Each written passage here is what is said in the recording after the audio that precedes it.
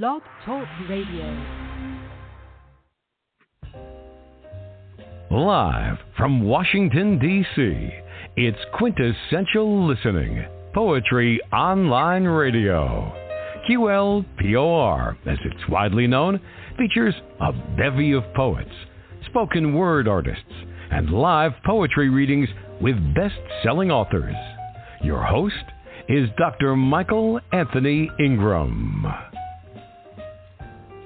Hello, everyone. Welcome to the program. My guest is critically acclaimed poet and author Derek Annis. Derek is a neurodivergent poet from the inland Northwest. It's beautiful. He is an editor for Lynx House Press and has published widely his own work in a number of well-known prestigious journals and reviews. He's the author of the book Neighborhood of Great Horses, Lynx House Press, and his newest book, his newest collection, River City Fires, Driftwood Press. Everyone, let's welcome Derek Annis to the program. Welcome. Thank you. Thanks for having me, Dr. Ingram. I'm happy to be here. So you were great. I'm glad you're with me, too. I already have a good vibe here, and we're going to have fun. But what I'd like to know first, as we begin this poetic journey, what is poetry? Well, I mean, that's a pretty big question. It's a difficult question to answer, and it's tempting to give, a straightforward kind of technical definition, something along the lines of artistic manipulation of language that's designated by its creator as poetry. So that's kind of a basic idea of what poetry is. But I think the question, what is poetry, is more like, what is its function, or what does poetry do? And when I was thinking about this question, I came across a couple of definitions that were intriguing to me. So Matthew Arnold defined poetry as a criticism of life. When Ezra Pound encountered that definition, he responded by saying that poetry is as much a criticism of life as red-hot iron is a criticism of fire. So Pound's response there doesn't offer a definition of poetry. It makes a claim about what poetry is not, right? But it also highlights a relationship between poetry and life that I found interesting. In that response, he compares the relationship between life and poetry to the relationship between the red-hot iron and the fire. I think poetry happens in the contact between the red-hot iron and the fire, right? So just as heat from the fire is transferred to the iron, the emotional experience of the poet is transferred to the reader.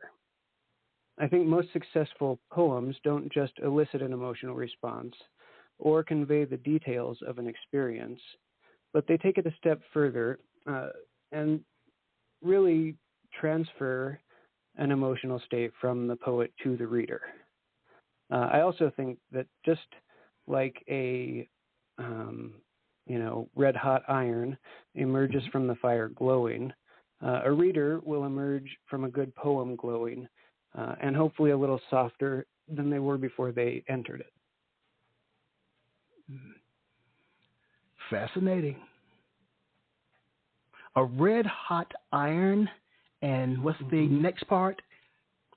And a fire. So, I was thinking that, poetry happens in that transfer of heat from one thing to another, or the transfer of an experience from the poet to the reader. Wow. I've never heard it described like that. In all these years, I've never heard it described like that. Yeah. So when you attempt to flesh out the red-hot iron and the fire, what do you find inside? What is that connection? What happens in there? Break that down for us. Well, what do you think? I think the best way to explore that is to follow something other than an idea, right? So oftentimes poets will start with an idea or have something they want to say and then say it. I think that for me, a better approach is to follow some aspect of language and see where that takes me through the poem. And that might be exploring an event or just following sound, right? But I think that the connections happen through the process of the writing. I am not setting out to form some kind of connection, right? It happens as a result of the writing. So does that answer your question? I may have gotten a little sidetracked. Yeah. It does. And I was wondering just here, okay, you got the iron and the fire. What if I dropped an ice cube in between? What would happen?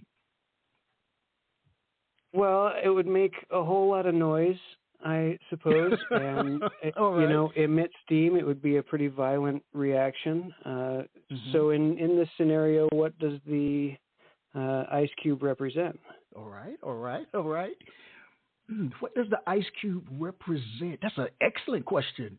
What if it represents my life? That it's been a chilly existence. Okay, so we're talking about how your experiences interact with the work, right? Yes. So I think it adds an entirely new dimension to the work. You know, the relationship between the poem and the reader is going to be a very different relationship between the poet and the poem. All right. You're good. You're good. Thank you. Yeah. You're good.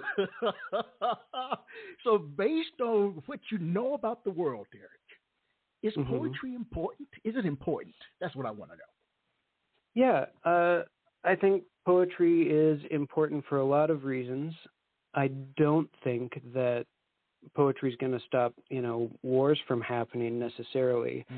But I do think that it inspires empathy. I just talked about how a well-written poem can transfer an emotional state from poet to reader. That's also a description of empathy, right? When one experiences empathy, they experience the emotional state of another person. Yes. So for that reason, I think good poetry is one way that people can practice empathy. They can enhance their ability to experience empathy, to understand it, and to express it. So yeah, I do think poetry is important. I've got the biggest smile on my face because you took me back to my years as a professor at Oregon State, where I traveled the country discussing and delivering talks on the importance of empathy and poetry, the connection between the two. So I'm a huge proponent of what empathy is and how we can use it in poetry. What I'd like you to do, well, thank you for that. You took me back to a really good time. Please share an early experience when you learned that poetic language had power.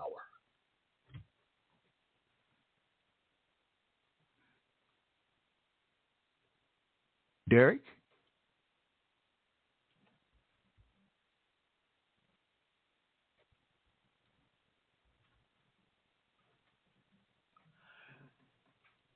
Derek's call dropped.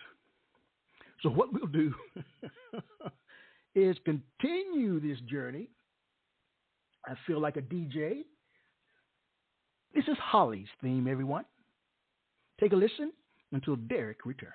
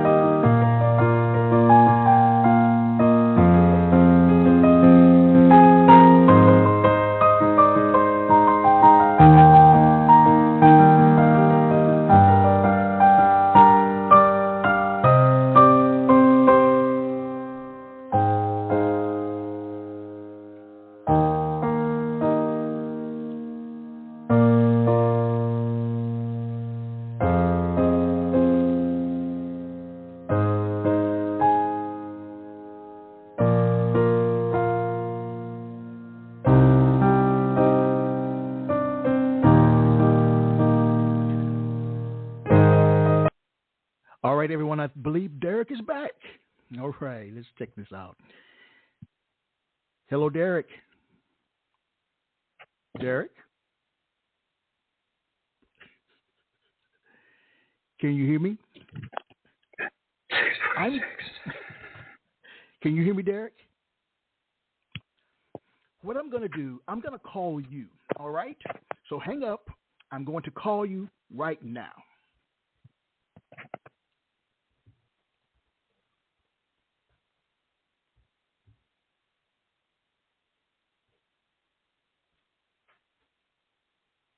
Derek, let's try again.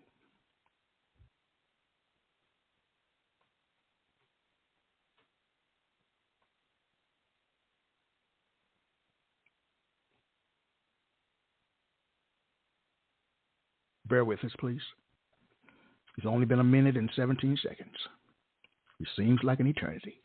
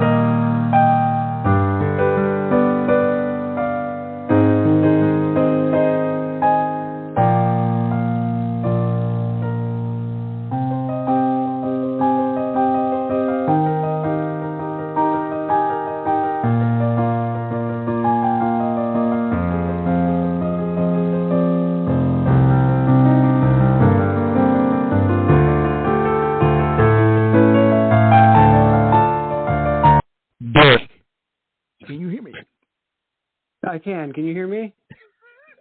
Yes, I can. Welcome back from the abyss. Welcome back. Thank you.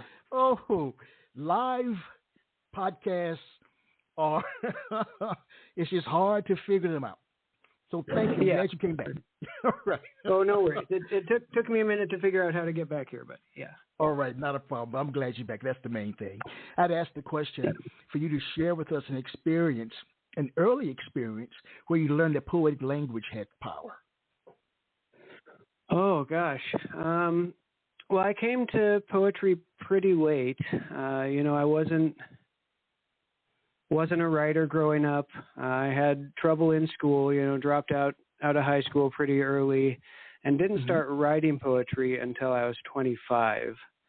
That being said, the power of language really came to me through music. I've been really drawn to music my entire life, and I think one of the things I connected most with in music was the lyrics. So, my earliest memories of that would be maybe 7 or 8 years old. I got really into Michael Jackson and Jim Croce, of all people. Oh, I remember him. Yeah. Right. But, some of those songs, particularly the language and lyrics really spoke to me. So I think that started my interest in language. Okay. All right. So what do you write about? Well, I suppose, broad themes, all the hits, trauma, violence, loss, existential dread, but then, joy, birth, and growth. I think a lot of my poems focus on parent-child relationships. At least those are featured heavily in my work. Some with me as a child, others with me as a parent. So I would say those are the things I primarily write about. All right. All great writers, and I'm including you in this category, have great writing influences. Who are some of yours? And what makes them great in your eyes, Derek? Well, my biggest influences have been my poetry teachers. Okay. When I first went back to college when I was 25, I was coming off of, I was homeless as an adolescent off and on. I had been going through a lot of struggles, and I went back to college to kind of try to pick myself back up. And my first creative writing class I enrolled in because I thought it would be an easy 4.0. Right. I was just thinking I'll slide through this class no problem and get my GPA started on the right trajectory. But I really just fell in love with poetry, and that's because I had a really wonderful teacher by the name of Laura Reed, who has, several collections out now, and I really enjoy her work. But she was the person who showed me what poetry is and what it can do, and really sparked my interest. So she was a huge influence on me. Another one of my major influences is Christopher Howell, who was my thesis advisor. And, I just learned so much from him and developed, due to his instruction, the approach of, instead of starting with ideas, discovering ideas through the process. So I think he really influenced me to go that direction with my work. And I think, it's been just so fulfilling to approach it that way. So I'm grateful to both of those poets. So what would you say is the most valuable piece of advice you've been given about writing poetry? If there's one nugget of truth. Don't make sense. That is what I think. Don't worry about whether or not you are conveying what you want to convey. Don't worry about if it is making a statement or don't worry about making sense. Worry about discovering what the poem means rather than trying to make it mean something. Wow, I like that. That's a nice one. I like that. Derek, please share a poem. Mm-hmm. All right, I'm going to start off with a poem from my book, Neighborhood of Gray Houses. And I'm starting here because I think it's a little more accessible, less weird, but we'll get weird later. This is the opening poem from the collection. It's called Compulsory. I don't remember what it was, losing a game or some form of hunger, that made me pick up the hockey stick and chase the neighbor boy across the lawn. Whatever it was, I wanted to kill him, to pack his teeth tight against the back of his throat with that stick. He was 10, I was 11, and I loved him. Together, over several summers, we sat beneath every tree in the forest, walked every inch of the river. We even tested the infamous French kiss. I let my tongue slip into the moist cave of his mouth and enjoyed it for a moment before rearing back at his stagnant taste, the popsicle stickiness of his lips. Once, while hiking, we wandered too far. The sky went black and fell into the forest. We were off the trail. There were eyes and snapping twigs. Matt began to cry, so I swallowed hard, held his hand, lied about knowing the way home, and said all the wolves were sleeping. It was after 12 by the time we crossed the front lawn, found our parents sitting on the steps with bitten lips. Mine engulfed me in warm arms, carried me quietly up to bed. Matt's mother slapped him, dragged him in by a fistful of hair. What made me lead the scared boy home through the dark, down hard on his tender face? Thank you. Thank you. All right. You don't pull any punches, do you? I try not to. I think if I start doing why that... Is that? Tell me more about that, because that's a very powerful poem. Talk to me. I think if you start sugarcoating things or pulling punches, it is, well, just by the nature of it, is less honest and not as real. Okay. And I want to provide an honest account, even in cases where I'm not providing facts, if that makes any sense. Tell me about the purpose of that piece. The purpose of that piece, I think it's hard to talk about the purpose of a poem, but my impulse for writing it was this memory of, chasing my friend with the hockey stick and hitting him with it, and the kind of guilt that I felt about that. And so that was, I suppose, the triggering event for writing that poem, and it just led me to explore the other aspects of my relationship with this childhood friend. And then this idea of compulsory heterosexuality and masculinity started to emerge from the writing of this poem. So that's really what I worked on dialing in through revision. I think this poem exists as a response to maybe cultural expectations around masculinity and sexuality. So when you were on that walk, that journey, what did you discover?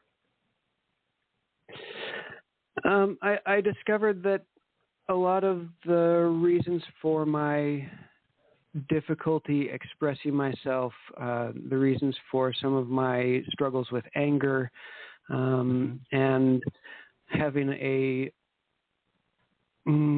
not having a full sense of myself was due to those societal pressures to be masculine and to be heterosexual. I do understand. Yeah. A lot of people ask the question, I guess I ask it. Does it hurt you to write poetry? If not, why not? Well, we're not going to have to get to the if not part. It does. I think it's as painful a process as, opening yourself up to a therapist or anything else where you're examining aspects of your own life and personality and made you the person you are today. I think really opening yourself up to examining those struggles is a painful process. I'm thinking that with just that one poem, so much we were able, in my mind anyway, to tease out of it.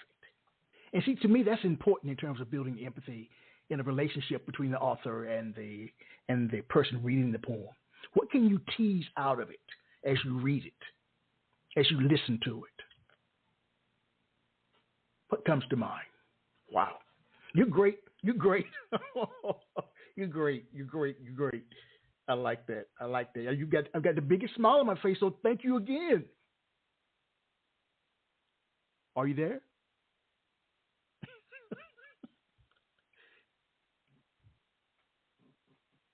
Hello, Derek? Okay, yeah, I'm here again. I don't know why it keeps disconnecting me, but I said all those nice things.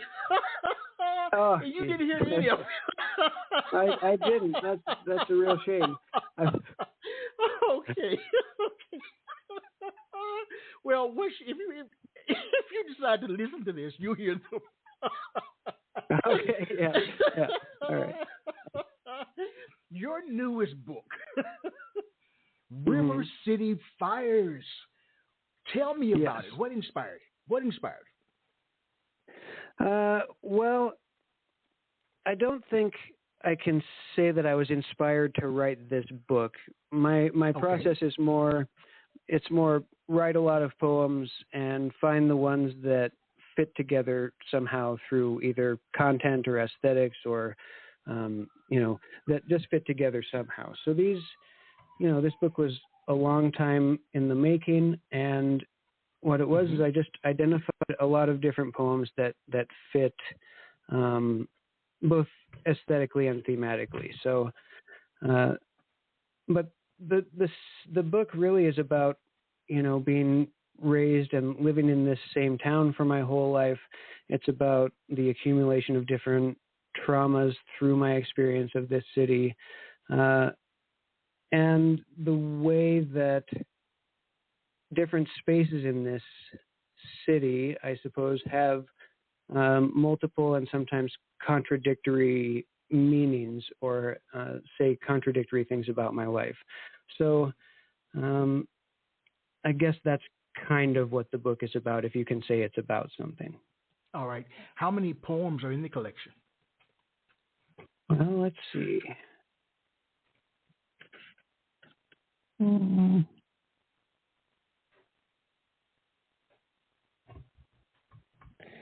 25 or so. It's a chapbook. It's about 38, 40 pages long. All right. So when you were selecting the poems, how did you decide what to include? Well, I looked for poems that had a similar tone, and I guess a similar mode of being. These are all lyric poems with pretty surreal elements, and they're not the kinds of poems that relay facts, but I hope that they will still tell truths, right? Okay. So it's kind of an exploration of trauma and loss through surrealism, and they don't necessarily contain facts, but I hope they tell the truth of my life. So what is the way in which you organize the poem? So were they arranged by theme, style, content? How did you go about that? I think they started to develop their own chronology. So I selected all these poems with, a similar approach, similar imagery, and similar tone. And then it seemed as though they developed their own chronological order. Very nice. Yeah. All right. Please share another poem. All right. Since we're talking about River City Fires, I will go ahead and read the opening poem from that. This is Manifest. The fathers forced open the mouth of the forest, made it shout a city across the valley. An orchestra of sparks and shining steel frightened the sky, which waited for nightfall and snuck to the hills. Great storms of birds flew into the fields, reflected on picture windows, clapped against the asphalt with bone-pierced throats. The people of the city took up shovels, went back to the forest, and extracted a wealth of symbols, which they organized according to brightness. The symbols were cold. For fear of the dark, The city kept its eyes open at all times. The dark receded into the trees. The orchestra played through the night. Thank you. Wow. Are writing poems building a wall or letting the wall down? Unquestionably, 100% letting it down. Talk to me. Tell me more. Tell me more. I don't even mean writing about difficult personal experiences. I mostly just mean the act of writing a poem to begin with. You know, okay. like I said, I didn't start reading or writing poetry until I was 25, really. I had maybe written a few things before that. You know, I came up as a gutter punk. I'd been homeless off and on through my teens and early 20s and, you know, survived by selling drugs. And, you know, being part of those subcultures, I had to learn to appear tough, you know, just to keep myself safe. Like, I don't think I'm tough. I don't think I ever was, but I learned to project it, right? And to hide any hint of vulnerability. Yes. So for a long time after I started writing, I hid it from my friends. You know, I was excited about it or even obsessed with it in my poetry classes, but I didn't feel like I could tell many of the people in my life. I just didn't feel comfortable opening up like that. Yes. But after a while, I became more comfortable with that vulnerability that it takes to write and share poems. Poetry helped me access myself, and it gave me permission to express feelings other than anger, right? Which is, I had been in a state of anger for as long as I could remember. So I think poetry broke through that anger and helped me deconstruct it and really know myself better, as well as inviting other people to know me. Wow. Please share another poem. Okay, let's see. I'll go back to Neighborhood of Gray Houses for this one. And I'll read Breach. On the side of the highway, with a box of teeth in her left hand, the keys to the red convertible against which she was leaning in her right. She asked which I would like to have, but being so small and having eaten so much sand, I was ill prepared to answer. She held out the box of teeth and told me to watch them for her. Then she turned, got into the red convertible, laid rubber on the road, and revved off the edge of the earth. I've been waiting here by the highway, and I have tried to care for the teeth. But now and again the crows come, steal one while I sleep. Thank you. Wow. What do you think, Derek, makes your poetic voice different from others? And I guess they're all different, but what's one thing that you feel makes your work stand out? I think that, well, there are other poets who do this very well and even, you know, obviously better than I do, but I think bracing anger and writing through it rather than turning away from it or ignoring it. And being able to,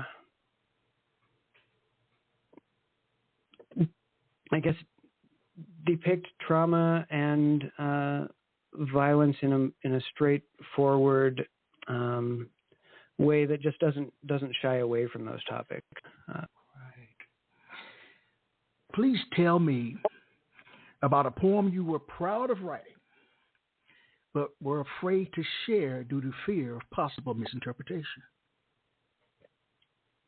Okay. Was proud of writing, but afraid to share. Well, I think a really good example of that would be the first poem I read, Compulsory. Okay. All right. And the reason for that fear was that it mentions, kiss between two boys, which is, I came up in a culture that was pretty homophobic. I came up in a time when the United States was much more homophobic than it is now, and there wasn't room for that in my friend group. So I would have been very afraid to share that poem when I first wrote it. All right, then I understand. Yeah. The title of your book is quite interesting. What's the story behind it? Neighborhood of Gray Houses or River City Fires? River City Fires as well as the other, the first one. Either one, both actually. Yeah. The beautiful poems All in right, both. So, Neighborhood of Gray Houses. The call dropped again. Oh, it's going to be a rocky night. Hopefully you'll come back. This is Lost Civilization.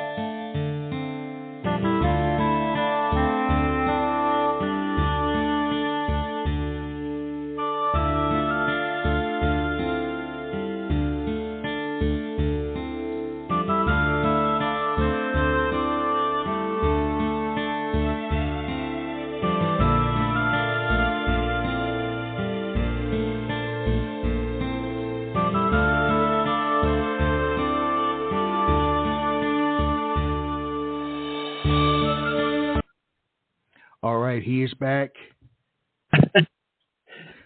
Derek, can you hear me? Yes, you can hear me. Yes. I don't know why that keeps happening. I don't know either. I don't know either. Oh, it's gonna be a rocky night, but yeah. We're together, man. We're together. I got your back. Yeah. You got my back. We're gonna be all right. We're gonna be all right. Okay. Do you remember the question that I asked you something, but I can't remember what it was. It was about the title of my book and where that comes from. Yes. So, yeah. All right, sir. Neighborhood of Gray Houses, I guess, is kind of an emotional landscape, and it's a place I wind up in when I'm grieving or going through some hardship or my, world is kind of falling apart. All right. Then. So yeah, and then River City Fires, the city I live in, Spokane, Washington, is referred to as the River City. We have a big waterfall in the center of our town. So it's a reference to where I grew up, but I think it works as a title because it can also just be three different things, river, city, and fires. And, the fires refer to, we have a smoke season in Spokane now where wildfire smoke forces us indoors for sometimes weeks at a time. The river is at the heart of this city, and it's the city where I grew up. So all of those things are present in the collection. Please share with me, in River City Fires, the titles of 5 poems, any 5 poems. Okay.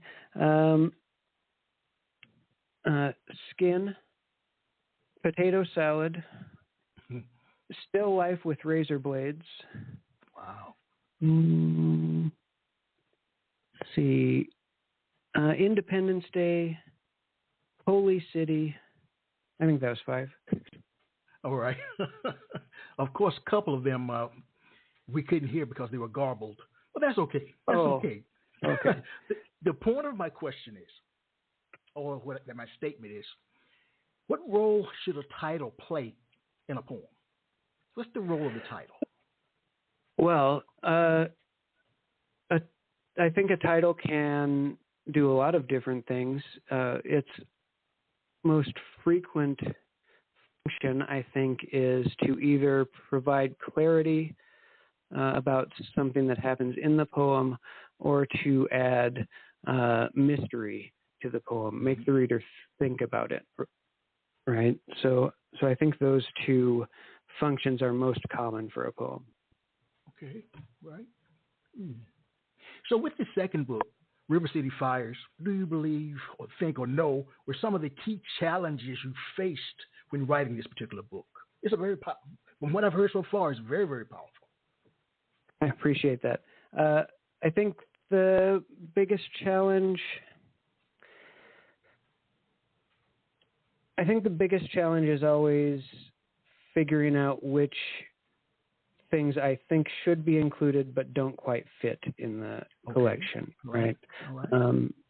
The process of writing a book for me seems kind of passive. Like I said before, I'm not writing with the intention of completing a book. I'm just writing poems, and then maybe I have enough poems that are similar that I can put together, right? So the biggest challenge is figuring out how to put them together and what not to include that I think that I originally thought should be included. Here's a question for you, and I ask this every time I talk with someone. In this life we live in, and based on what you've shared so far, that there's good, there's bad, there's ugly, as well as indifference. What do you view as being the role of a poet, Derek, in modern day society? I think the role of the poet is to enhance connections, like, connections between people, connections between ideas, connections between communities. I think our role is to find those points of connection where we wouldn't have otherwise thought to look. Now, in terms of your poetry in the second book, River City Fires, the pieces that you've read so far were pretty gritty, and that's my word. That's the word that I'm using, gritty, not in a negative way.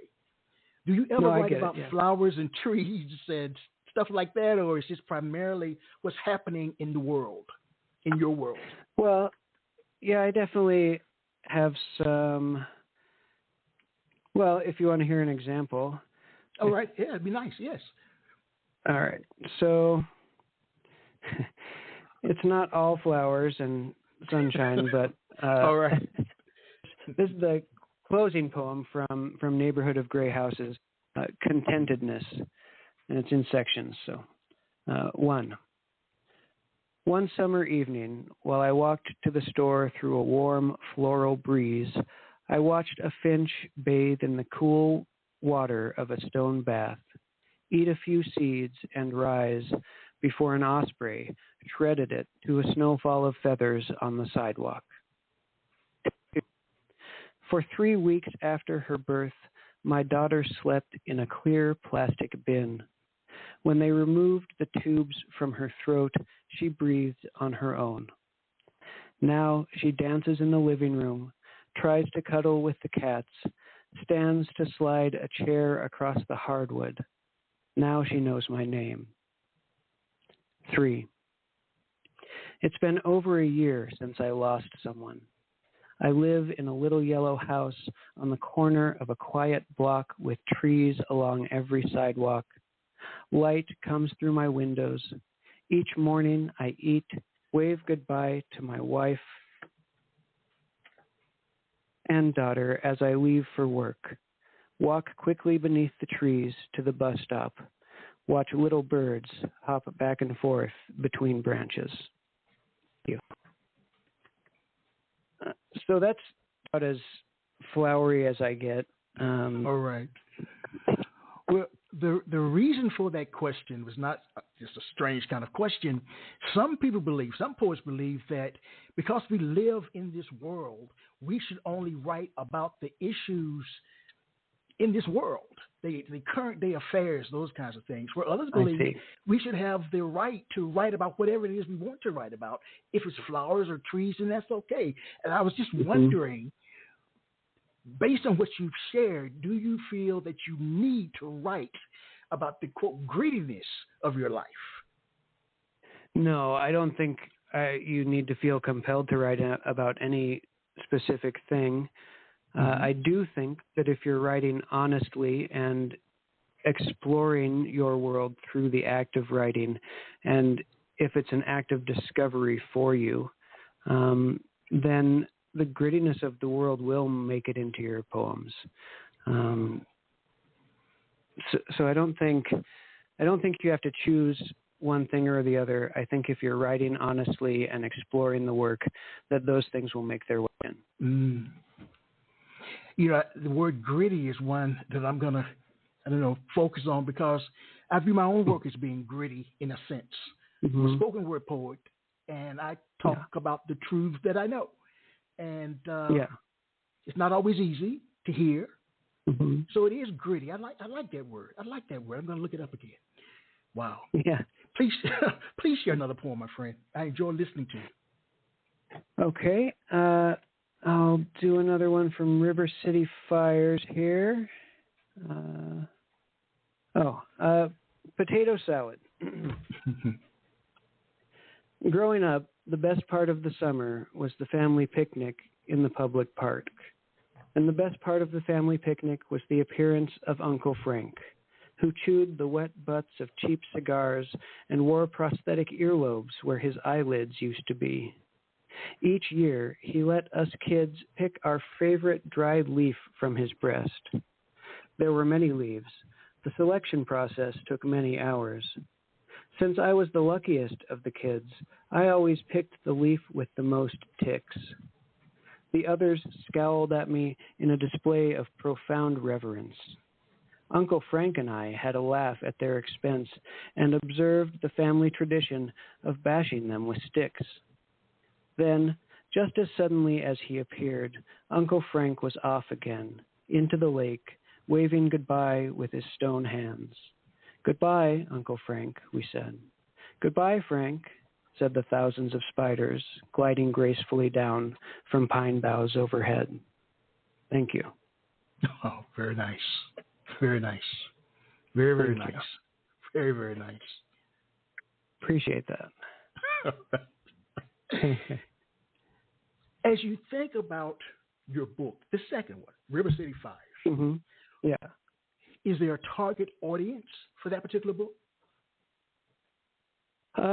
I think anybody who is open to, let's say, experiencing the book rather than understanding the book, if that makes sense. It does. Flesh it out for me. I like that. Talk to me. Well, I think I would encourage readers to, as they're reading, to feel the poems rather than understand them. And then after they have felt the poem and understood the emotional response to the poem, then go in and see what meanings emerge from it. You actually stole one of my questions. And the question, yes, you really did. I asked if there was any advice that you would give a potential reader before reading the book. What would you share with them? And I think what you just said would be perfect to experience it. Say that one more time. I like that. I need to write it down. What did you say? Experience I said, it. Yeah, I hope that they read it with the intention of experiencing it rather than the intention of understanding it. And that once they have experienced it, then to search for that meaning, right? But I think the important part of it is to experience and to have an emotional reaction to it. And then understanding is secondary to that. Okay, and once you do that, you have that emotional reaction. What are you supposed to do with that emotional reaction? How are you supposed to process it, you feel? Well, that's a really good question that I don't know if I have an answer for. Okay. You know, even having written these poems, so having the first-hand emotional experience that I'm hoping is transferred by these poems, even having that first-hand experience, I'm not sure that I've been able to fully process that myself yet. All right. And the reason I asked that, several weeks ago I had a guest, and we talked about empathy, and then he made the statement, a valid statement, then what's next? What do you do with it? Okay. How do you create some type of action out of it? What's supposed to be the end result, if there's an end result?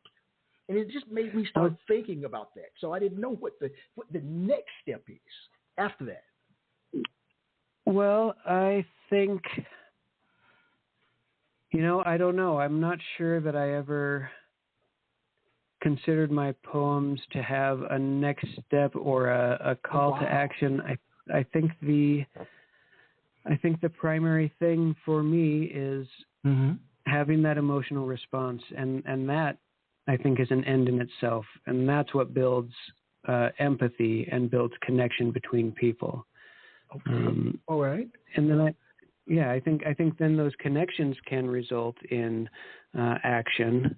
But the purpose of the poem is to create those. Let's take a brief break, and we'll be right back. All right.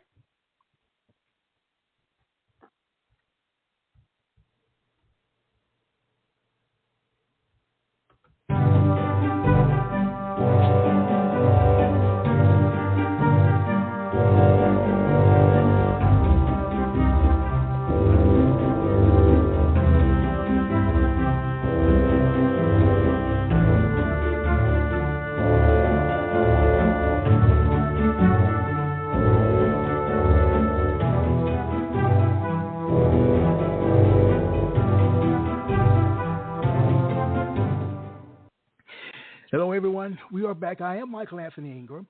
I'm here with Derek Annis. Derek, please share a poem. Okay, let's go again to River City Fires. And I'll share Still Life with Razor Blades. Imagined a fishing line and cast it into the yard. He wore a cedar bark suit, and I gave him the last of my eggs wrapped in a feather boa. Here, I said, these are the last of my eggs. Matt mixed turpentine with whiskey and dipped his bad eye in it. We could tell it worked because the eye went lilac and lit up like a pinball machine. I had the only fingers on the block. Everyone wanted a pair. People wearing hats rode by on the backs of great magpies saying, "Beautiful weather today, neighbor," and "The mouth of the mine has widened. Soon it will consume the earth." When night cut evening's throat to let the dark out, Matt and I sat on the patio under the white-blue floodlight. All around us the fish jumped. I smoked so much my teeth turned raisin and fell out of my mouth. In their porcelain bowl, the razor blades looked sweet as pears. Thank you. Wow. I need a moment to process your work. I mean, read that one again. I often ask people to read poems twice. Read that one again. I'd be happy to. I just have to find it again. Here it is. Okay. Right. Still Life with Razor Blades. Matt imagined a fishing line and cast it into the yard. He wore a cedar bark suit, and I gave him the last of my eggs wrapped in a feather boa. Here, I said, these are the last of my eggs. Matt mixed turpentine with whiskey and dipped his bad eye in it. We could tell it worked because the eye went lilac and lit up like a pinball machine. I had the only fingers on the block. Everyone wanted a pair. People wearing hats rode by on the backs of great magpies saying, "Beautiful weather today, neighbor," and "The mouth of the mine has widened. Soon it will consume the earth." When night cut evening's throat to let the dark out, Matt and I sat on the patio under the white-blue floodlight. All around us the fish jumped. I smoked so much my teeth turned raisin and fell out of my mouth. In their porcelain bowl, the razor blades looked sweet as pears. And that's it. Wow. And what's the title again? Still Life with Razor Blades. Once I heard that title, I was afraid to move forward in terms of I would have been afraid to move forward in terms of reading the poem because the title is so. I mean, it's so rich that I couldn't move beyond it. I'm serious. Yeah. I appreciate that. The title actually, I was really struggling to title this poem, and I had a suggestion from one of my workshop people that you can use still life or landscape as painters do to title their works. And I just thought that last line, the porcelain bowl with razor blades sweet as pears, was suited toward a still life title. Wow. You know, those paintings you see of bowls of fruit. Yes. Yeah. Do you think, Derek, that a poem should be read aloud or experienced, your word, silently on the page? Yes. Yes to both things. Yes to both. Tell me more. Yeah. Well, I think, reading a poem on the page, you can enhance or you can see the effect of the line breaks and how each line break can change or multiply the meaning of the sentence that the break happens within, right? So there are technical aspects of the poem that are not apparent to listeners, right? At the same time, when you read a poem out loud, you can enunciate certain things differently. You can highlight things, with your voice that might otherwise be, take a back seat when read on the page, right? So the effect is going to be different for each approach, and each approach can reveal new things about the same poem, right?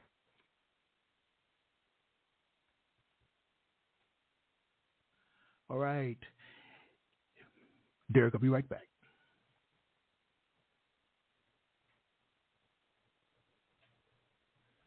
The call dropped again.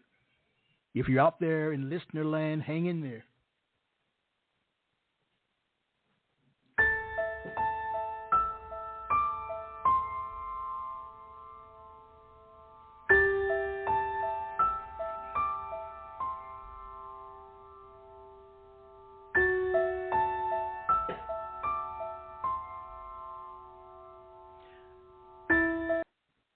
All right. I think Derek is back.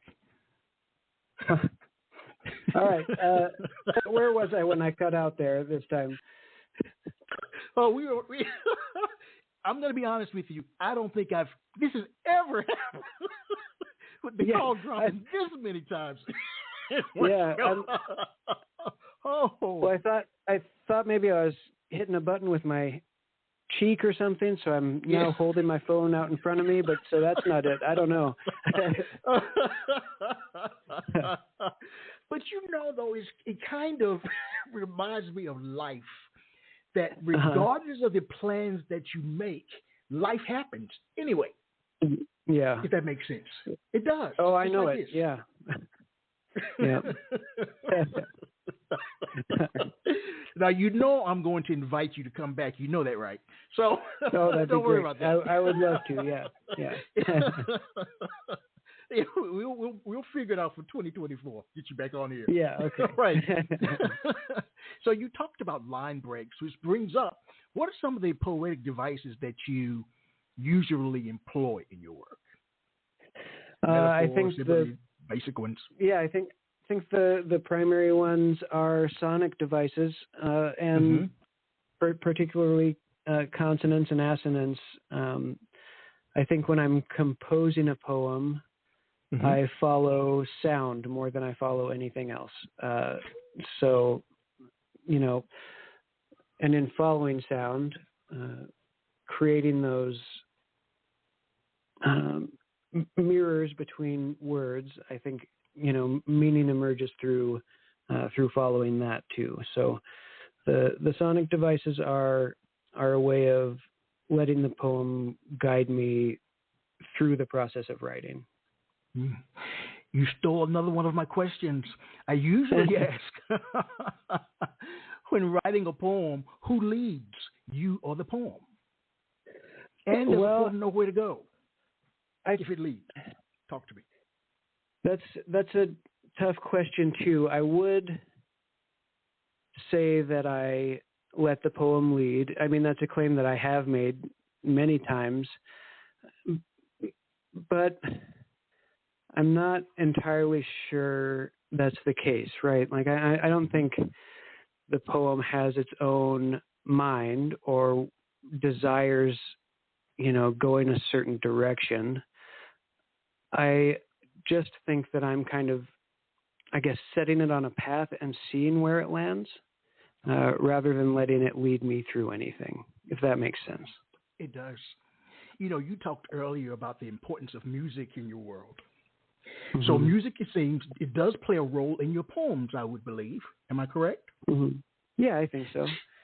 Tell me more about that. So does it play a role while writing the poem or after it's finished? When do you really focus on the musical piece? Oh, during the writing, I think. Yeah, that's mostly my focus during the writing process. And then, I'll go back and see if that can be enhanced in any way through revision. Most of my revision involves making cuts. I don't generally add things to poems once they're finished, but I will cut things that aren't working. So bringing those sonic devices closer together sometimes makes a big difference. But yeah, I think it's usually in the process of writing where I focus on that music. So when writing River City Fires, talk about the editing process just a little bit more. There's some people who believe that a poem is like a living creature, that once it's out there, there's not much you can do to change or correct it. Well, others believe that you need to edit constantly to make sure that something is, I guess, as it should be. How do you feel about editing? I think that editing is a process that doesn't end. In fact, I've continued to edit poems after they are published. The edited versions will never see the light of day, but I don't think a poem is ever complete. I think it can always be changed and enhanced in some way. And most of my poems are pretty heavily edited, but that editing, again, is mostly through cutting things from the poems rather than adding new things. Mm-hmm. I could start out with 400 words and, knock it down to 50 and end up with a poem that way. And then with the other 350, you save those for later? Yeah. I always save the discarded parts of my revised poems. And those can be useful to come back to if I'm stuck, if I need a starting point for a new poem. So I never really throw something away. I just set it aside for later use if that opportunity presents itself. All right. We're going to move into my favorite part of the program, which is primarily a mini poetry concert. This is an opportunity for you to share 4 or 5 pieces of your work back to back without interruption from me. But what I'd first like to know, before you read these pieces, and you've talked about it, but I just want to flesh it out some more. What do you think your work conveys about the human condition? I think it conveys that I suppose we move through different spaces in terms of our emotional state and abilities and all of that, and that there's no, how do I want to say this? Just say it. Yeah. Well, you inhabit different emotional spaces, and they take on a kind of physical presence in your life, which I think is evident in both of my books. Right. One is a neighborhood, and one is the River City. Yes. So, yeah, about the connection between yourself and where you live and how the emotional landscape, the internal emotional landscape, affects your relationship with your surroundings. Mm. Connecting with your readers, that's very important to you, it sounds like. Well, I think what's important to me is that the reader connects to the poem, or that the poem helps the reader discover something or surprises the reader. I think the emotional response of the reader is important. But I don't think about the reader when I'm writing. Okay. Or really even when I'm revising. But I do know sort of that a poem will affect a reader in a certain way based on how it affects me, right? If I'm surprised in the writing, then the reader is more likely to be surprised.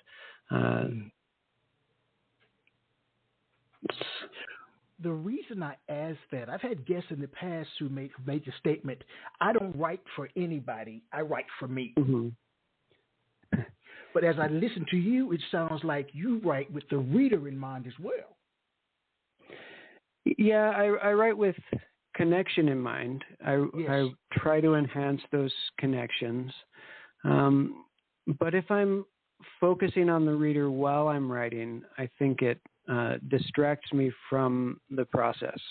Okay. Right? Because then I'll be thinking about, well, is this line going to make sense to a reader? Is somebody going to connect with this, or is it, too dramatic or whatever? If I'm thinking about those concerns while writing, then I just get stuck.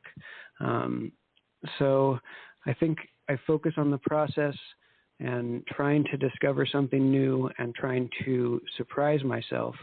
Mm-hmm. But through those attempts, I'm hopefully also finding a way to connect with the reader. Very nice. Derek Annis, the stage is yours.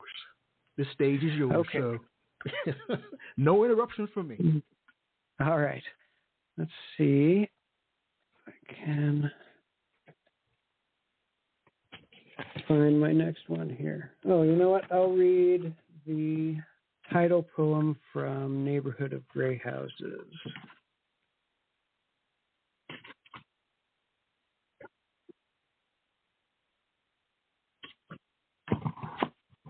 Okay, this poem is called Breaking. Here I am again on the flooded streets in the neighborhood of gray houses. Wind has torn the roofs away. Oh, can you hear me? Can you hear me? Okay, looks like I'm still connected. I can now. Yes. Okay, I'll start over. Breaking.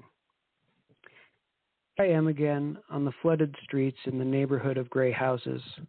Wind has torn the roofs away, lifted the children into trees with branches bare, twisted and splintered like bones. Water fills my boots.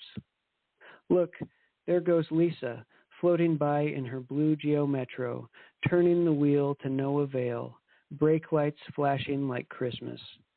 There's no stopping her. I don't try. The top floor of my house is engulfed in flame. I save what I can, but can't find my signed books or any of the kittens. The sky is orange with an absence of birds. Smoke sings to my eyes. The old man across the street retrieves his collection of antique typewriters, the keys torn off and strewn across the lawn below the rising water. And look, there go all his letters, right down the drain. I walk up the block to join Justin and his murdering father and the rotting top half of his mother on their porch to drink whiskey from tippy cups. Justin's the same as he always was, 11 years old and perfectly comfy in the cold, watching broken bits of his home go under. We toast my burning house, take turns jumping from the steps just for the splash.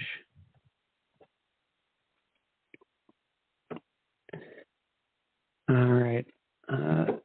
Speaking to the breeze. Frost on the lawn, and the pond frozen over, all of my goldfish came out of hiding to die in the ice overnight.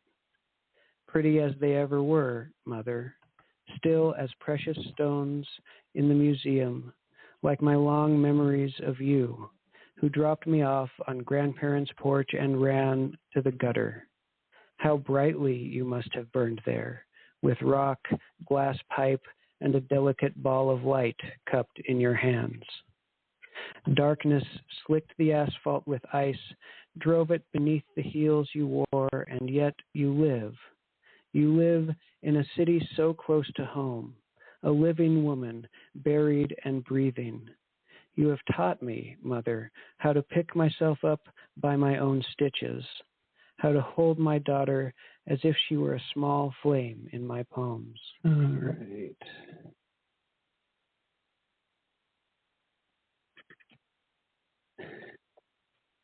This one's called Everything Has a Face. I empathize with the oven, so tired in his black suit, standing beside the white dishwasher, and the white tiles behind them, tired of reflecting, collect grease, then dust. When the baby cries, I, the lucky one, lift her from the puddle of piss on her plastic mattress. She makes paste out of water crackers and applesauce on a plastic high chair tray glazed with spittle. I am here to rinse it down the disposal and to yell at the dog to get out of the goddamn kitchen. I might rub her tummy tonight while she sits on the couch beside me. There's another burned out bulb in the bathroom. Another ruptured sack spills cat litter on yellow linoleum. I know why snow falls through light outside my window, but not from where falling comes. All right, moving into River City Fires. I'll read Dysquasia. The city's encircled by fire. The ants are buzzing. I've acquired a rifle from the honeymaker's son who's late to the wedding again. Every time Mother washes her hair down the drain, a plate of figs appears on my ottoman. They're sweet as children in a river of mud, with their mouths open wide like baby birds on an autopsy table. Little fluorescent ribs smoke like a notion of home. I was there once, in the retina of a mouse, helpless as a horse on springs, dead man's face on the pillow next to mine. Nothing will ever taste as good as that. I've run out of ice. My spoons are losing blood.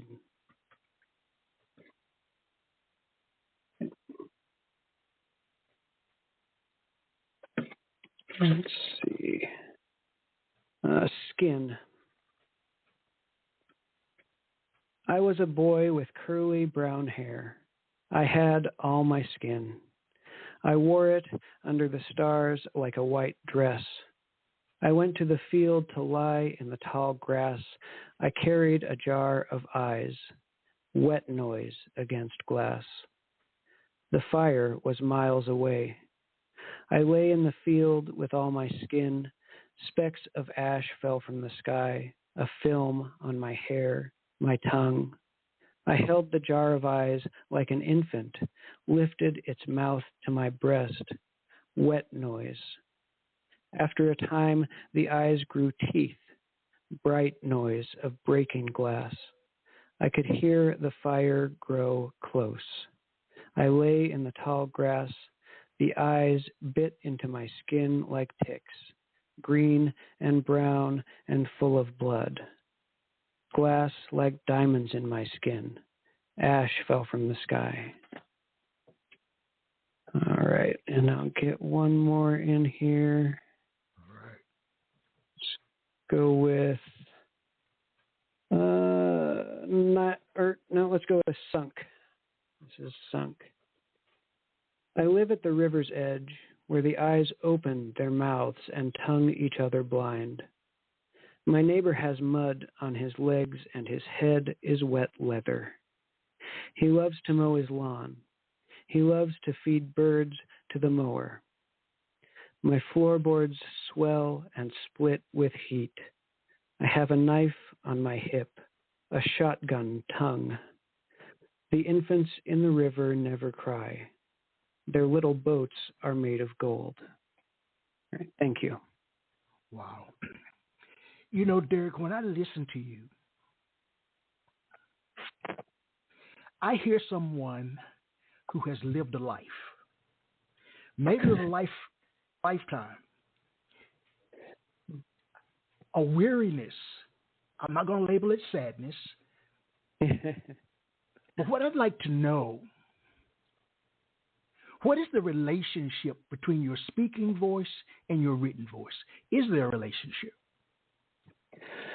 Do you mean in terms of the way it sounds when I'm speaking versus when I'm reading? We can go with that, yes. Mm-hmm.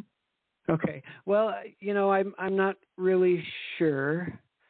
I kind of zone out when I'm reading a poem, and I'm not aware. Oh, wow. Sometimes I'm not even. I have no recollection of reading it. I get pretty nervous reading poems in front of people or over the air like this. So I think I kind of dissociate through the reading. But you know, I try not to do too much of the poet voice, just because I've been told by audience members that they don't like it. I think, you know, I try to make it as close to my speaking voice as possible, while also kind of enhancing the sonic aspects where it's necessary. But I'm not usually conscious of it. It just kind of happens. Okay, well, you know, I've heard a lot of voices over the years, and yours is extremely distinctive. Is there an audiobook coming out? There's not, but I've been encouraged to do such a thing, so I may in the future. Well, I join that chorus. There's just something haunting about your voice that needs to be heard to help people experience the work. Yeah. Wow. I Very appreciate nice. that. Yes, and I'm too old to say things I don't mean. I feel that. Yeah. Do you think you were meant to be a poet? Yeah, I don't know. I think that's no. I don't think people are meant to be things in general, right? I think they gravitate towards things that interest them. And I was driven to poetry or drawn to poetry just by my life circumstances and my app. But to say that I was meant to be a poet is to imply that somebody meant for me to be a poet. At least that's how I read that question. And I don't think that's the case. I think it's just kind of an accident of my circumstances. So then, do you view your ability to write poet as a creative gift or creative art? Between those two, I would say creative art. I think it's some maybe natural talent, but much, much more work and attention and practice. So what surprises you, Derek, about being a poet?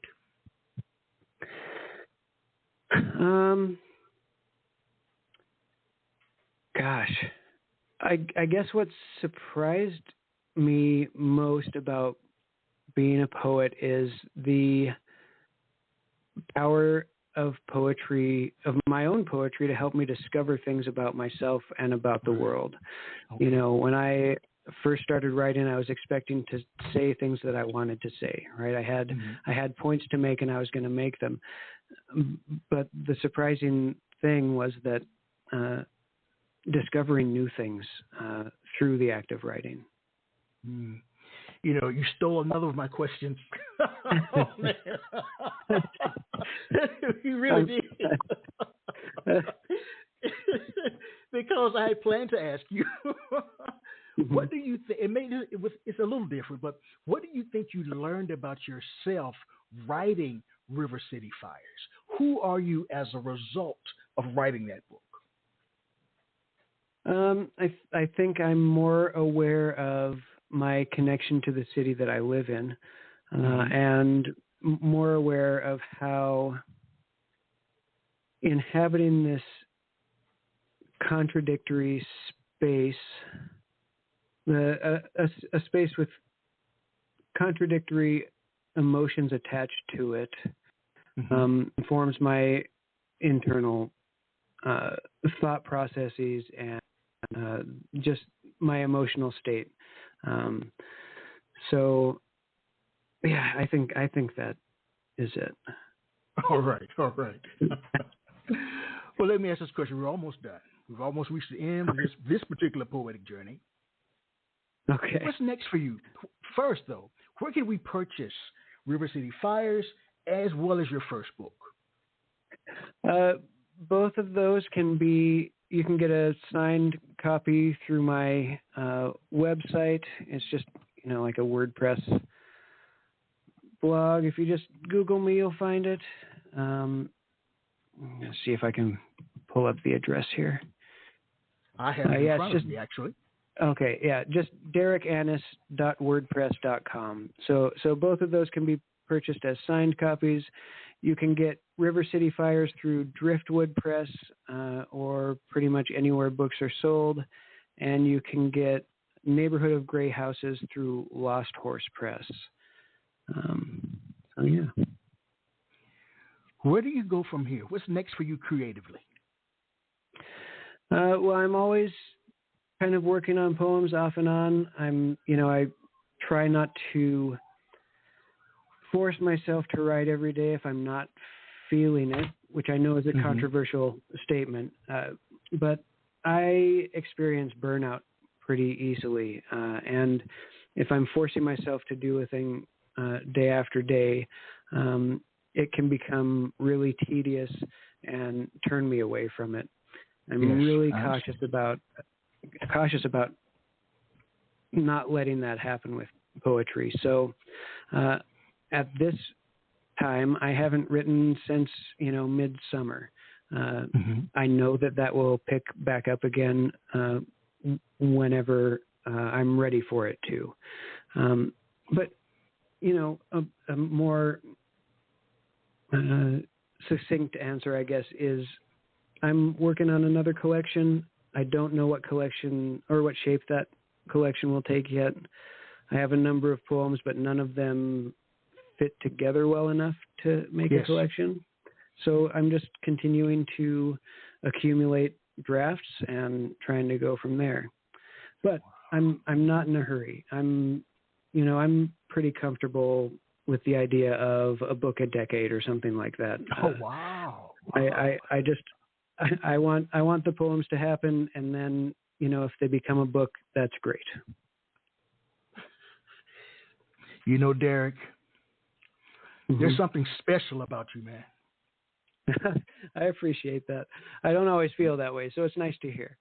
Yeah, there really is. There really is. And I plan to follow your career, your poetic career, because thank you. I sense that it's going to be exceptionally bright. Mm-hmm. Well, I really appreciate that. That's so nice of you to say. Well, tonight may have been a little rocky and disjointed and 18,000 other adjectives, but no, that's okay. The meat was there, and I heard Good. it. Your poems are rich.